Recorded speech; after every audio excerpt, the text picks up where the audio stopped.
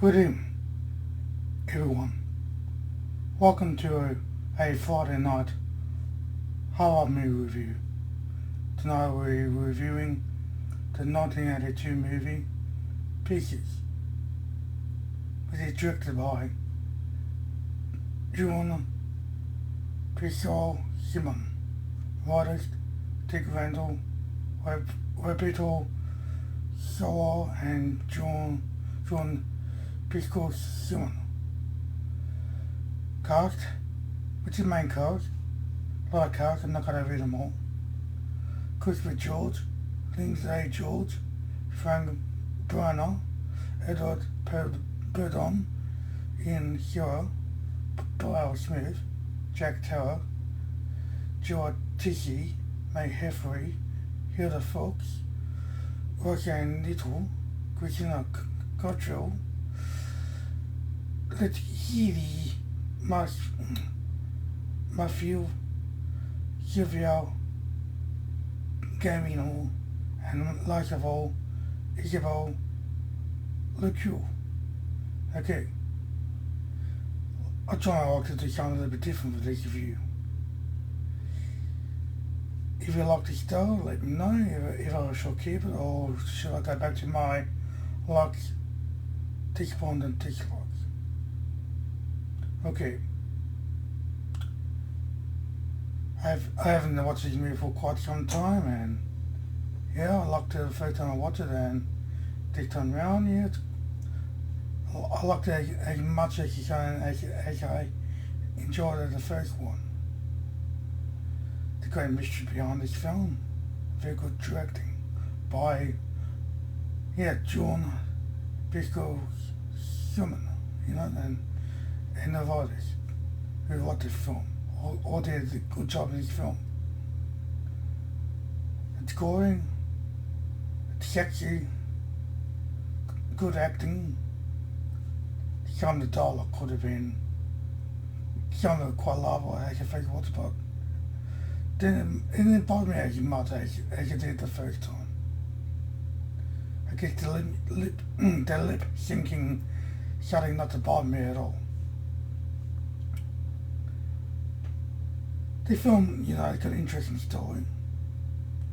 It starts off in 1940, 44, 46, if I remember correct.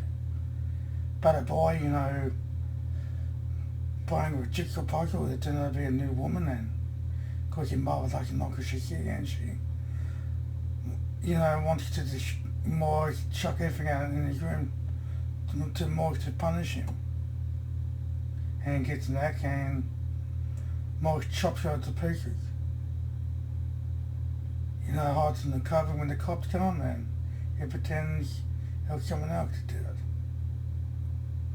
Cut to 40 years later, and the rest of the movie is more or less in a college campus. Quite interesting, and this is where all the kills take place. There is roughly, let me think, there is 1, 2, 3, 4, around 5 kills, if I remember correctly. Some are seen, some are part of the scene, and some are just in an aftermath, which is pretty cool.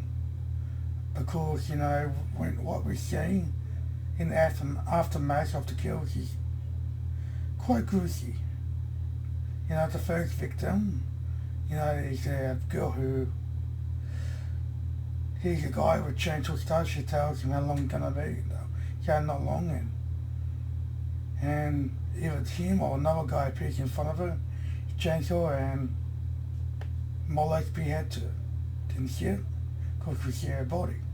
The second victim is the poor victim Jenny, played by Christina Cottrell. We didn't see what happened to her, but we find out that he moves her head, and legs, and more takes the remaining of her body, and it's quite a bloody mess left behind, and that's pretty cool as well.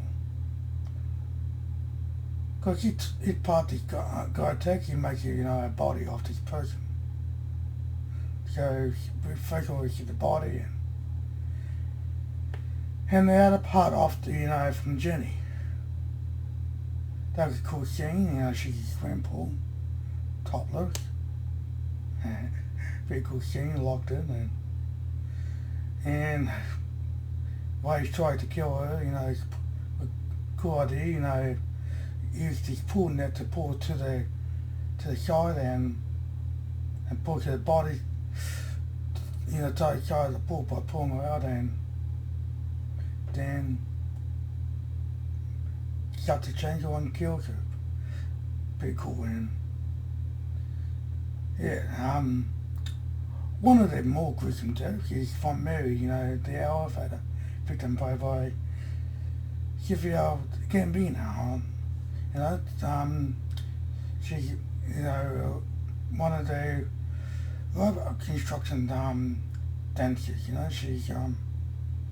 She hears someone while she's doing her practice in aerobics, and she quickly gets dressed and and she gets chased by some guy who can't see, and he ends up over and he's there for some like the guy can teleport or no secret ways around the building to get to that skin, and her kill is probably one of the most gruesome deaths, which is pretty cool. You see her arm gets removed and blood splats everywhere. Of course they find her, and the cop, was walking around, and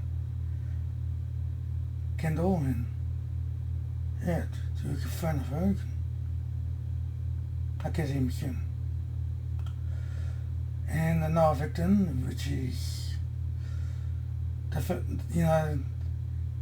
think she's some type of reporter, and Isabel Lucu, and she's Sylvia Costa, she's the victim that gets killed on a waterbed, and we see a knife go through her. He stabs her repeatedly, and we see a knife go through her throat, through her mouth, sorry. And the style is very well done. A lot of blood, good effect, of the amount of blood used. Well, like the water turned to like a pool of blood, which is pretty cool. Good scene, good to kill. And of course the final victim is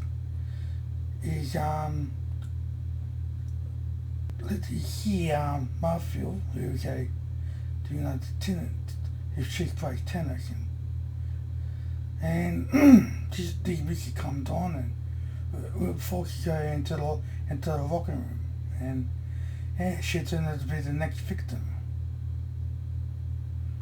She comes, she gets chased around by this chainsaw maniac, and she topless because she can shower, after that, getting chained, but the guy beats her when she's in a tracky pants, and he chases her around and catches her in the cubicle and cut her in half. That's when he comes on one of the coolest kills in the film. And the final last. She actually half her there. You see a text on the floor and metal blood on the wall. That's pretty graphic as well. Well, Kendall had to work with Mary Riggs, who's a police officer, I believe, because they put on a case to find his killer.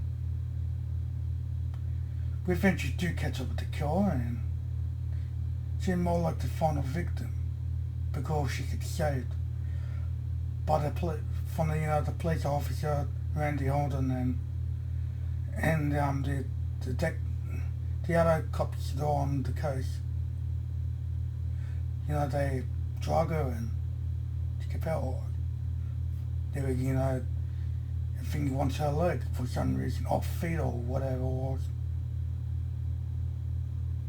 Now comes to, another part of the film I find quite interesting, and throughout the film which you see this guy walking around in black and waving a chainsaw or a knife. I like how he hides in the shadows and we don't even see his face at all. That's when the Joe comes in. That style of his just how he kills, and we don't see him. Just his hand holding the chainsaw with his black gloves, and he's always like wearing a black coat and black shoes, and he's always in black. Pretty cool, and so it's like the style of it. And this is quite interesting. They turned out to be the dean of the school. I thought, wow, I didn't see that coming. The first time, I didn't see that coming. Maybe this time round, I knew it was him because, she's alone in a room with him and he see him drugging her coffee. I'm thinking, yep, that's him, that's the killer. Because he's trying to paralyze it so he can remove whatever part he wants. The cops barge in and rescue her and can't find him because Kendall's in the room with her, and the cops leave and the dean comes barging out with a knife and try attacking Kendall, and Kendall never gets killed, and one of the cops, comes in and shoots him. The Sergeant Randall Holden or Lieutenant Bracken also comes in the room at the same amount of time, rescuing both, Kendall and Mary Riggs. Quite a, good twist of the film. Quite enjoyed it, how it happened. And some people might find this a bit of a jump scare. They see his body come out of the closet, and it's the body that the dean, made.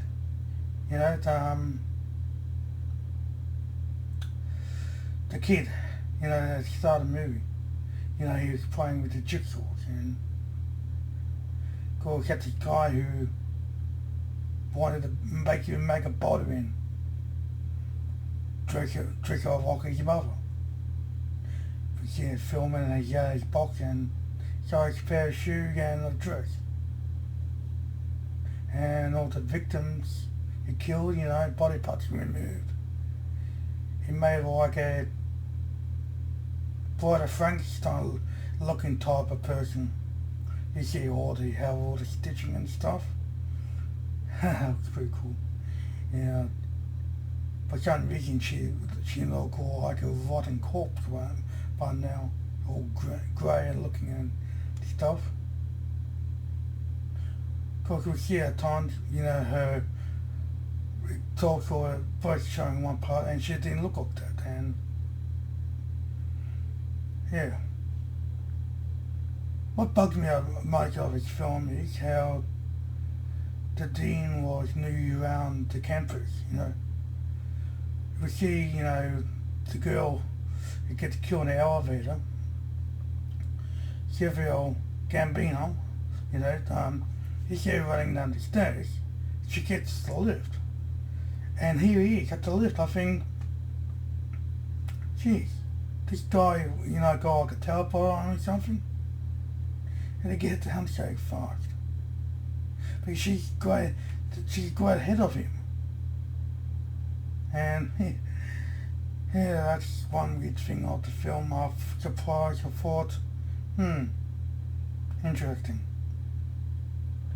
And the words of dialogue at times, you know, look like they changed the wording because from Italian to Italy, from Italy society to English. You know, one of the guys, you know, Paul Smith, I think his name is. Yeah, that's him. Paul Smith, who plays, he's in Bopper, you know, Brian Bruto. I guess a lot of people know that. And yeah, you can see most of his scenes that it was definitely dubbed. And he was the one that played Willow, and he looked like the caretaker. You know, the guy looks after the ground of the school and stuff, and